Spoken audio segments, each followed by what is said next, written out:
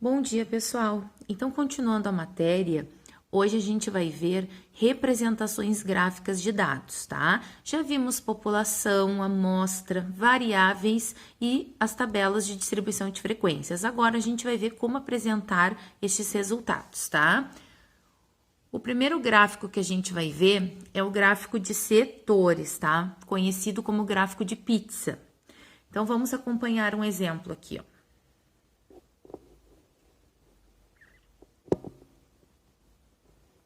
Aqui. Segundo o Censo Demográfico 2010, a população brasileira distribuía-se entre urbana e rural, como mostra a tabela, a porcentagem de população urbana e a porcentagem de população rural. E aqui nós temos o gráfico e aqui a legenda, tá? Todo gráfico ele tem que ter um título, certo? Então, esse gráfico ele foi produzido com base nos dados da tabela, sim, e o ângulo do setor corresponde a cada aspecto da população. Ó, o ângulo do setor correspondente a cada aspecto da população foi calculado considerando que 100% da população corresponde ao círculo todo, ou seja, 360 graus, tá? Então, aqui, ó, tá o cálculo, tá?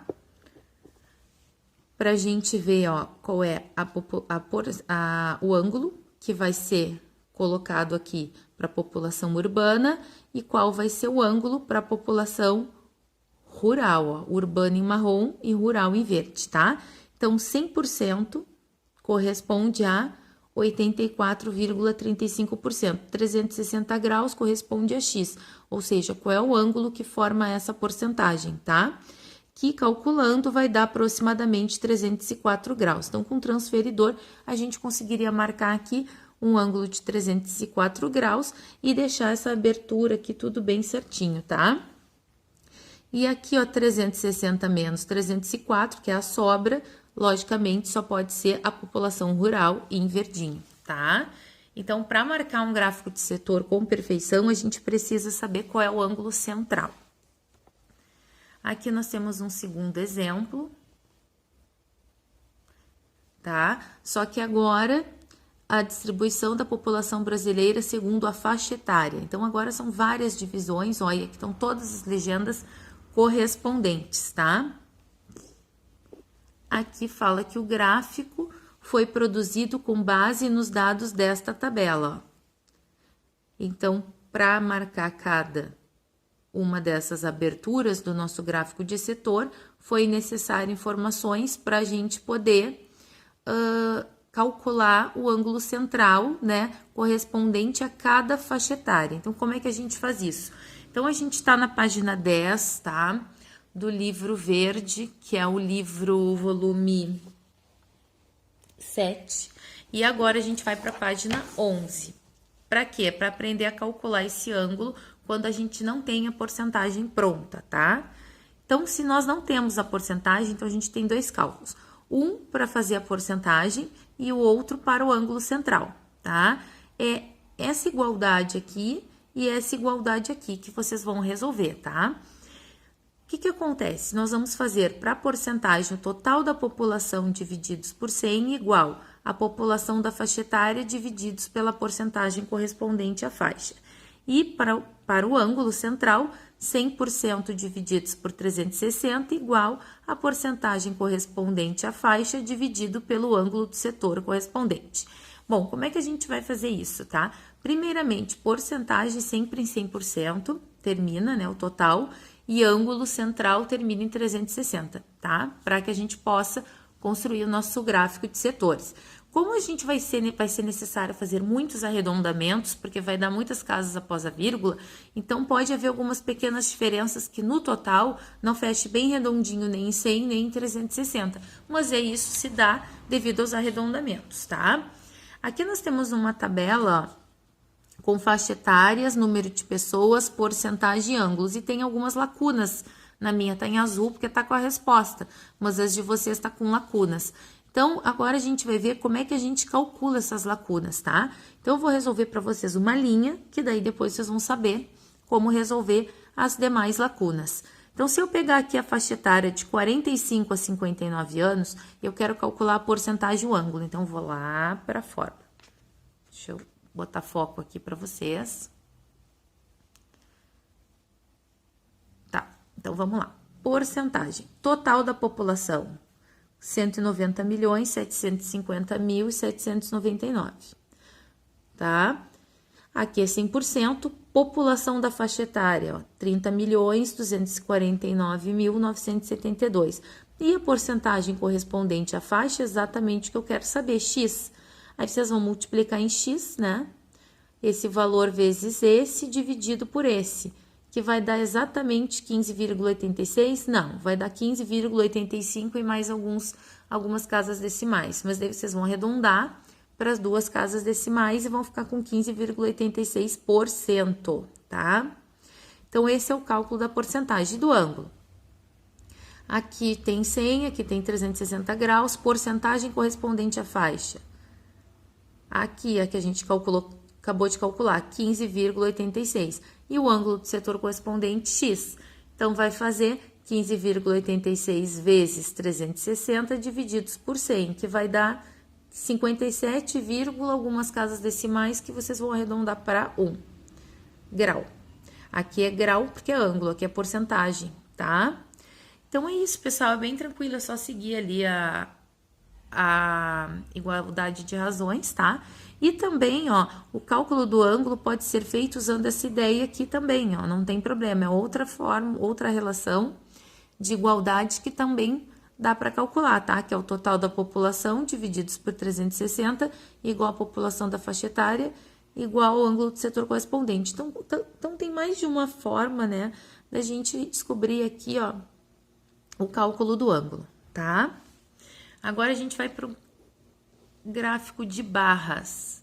Nesse caso, são as barras verticais, tá? O gráfico, ó, mostra o consumo diário de água por pessoa em alguns países, tá? As barras retangulares verticais podem ser chamadas de colunas. A gente diz que é gráfico de barras ou gráfico de colunas, tá? Cada país corresponde a uma coluna, ó.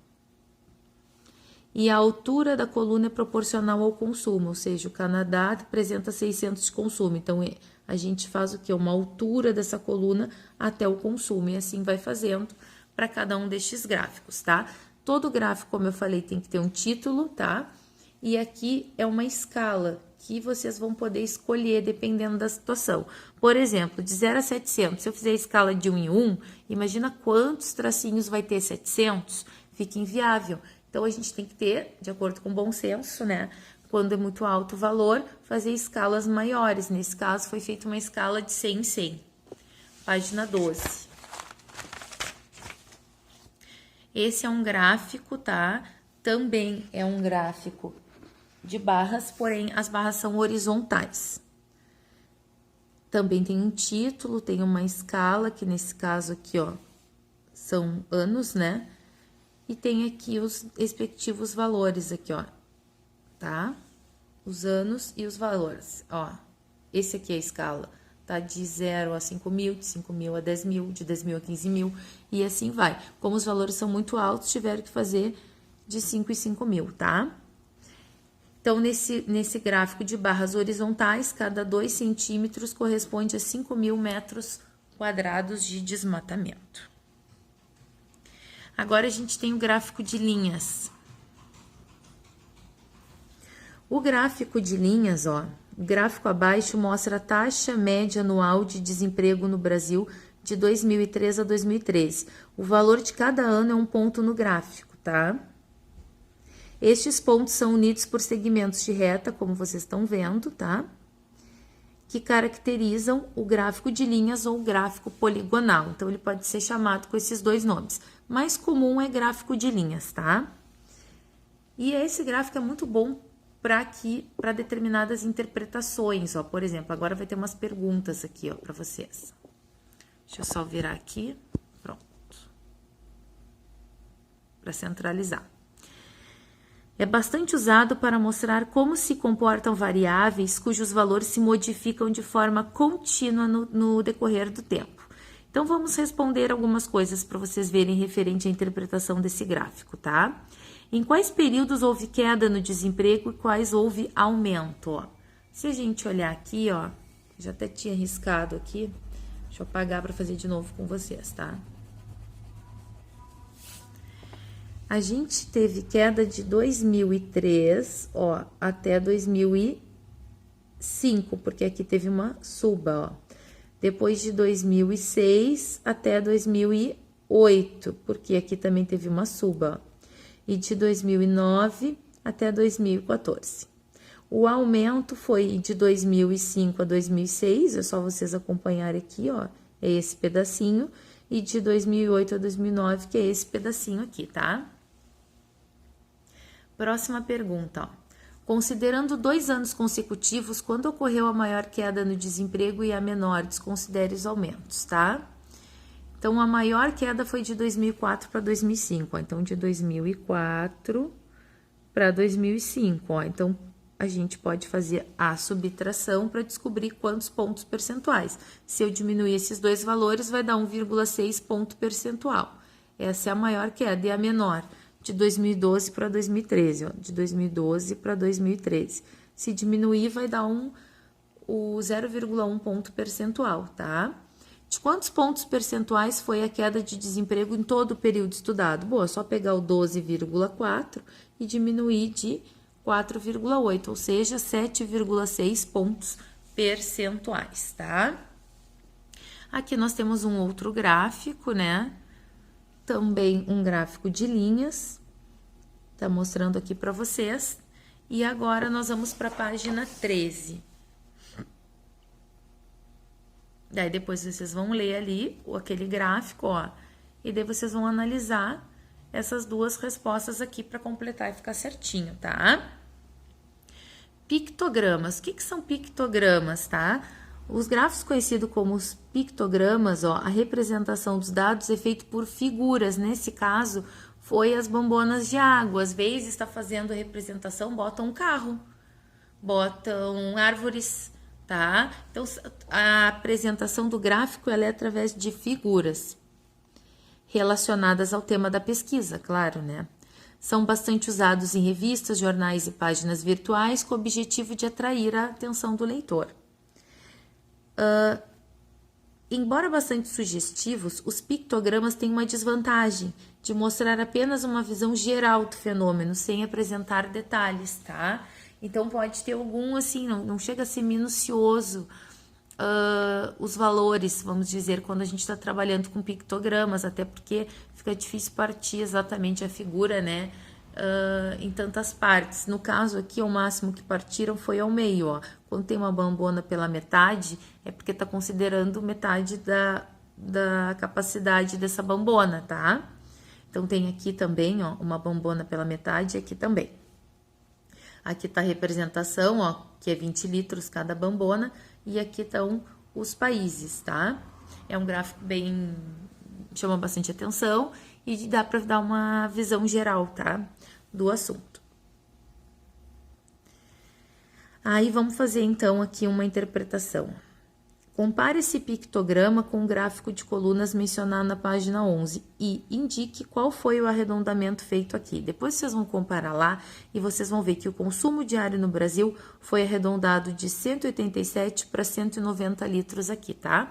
Por isso que há essa desvantagem nesse, ó, porque há a necessidade dos arredondamentos. Então, é isso, pessoal. Agora vocês façam os exercícios, tá? E qualquer dúvida, podem mandar para atividades EAD ou a gente tira dúvidas nas aulas ao vivo, tá?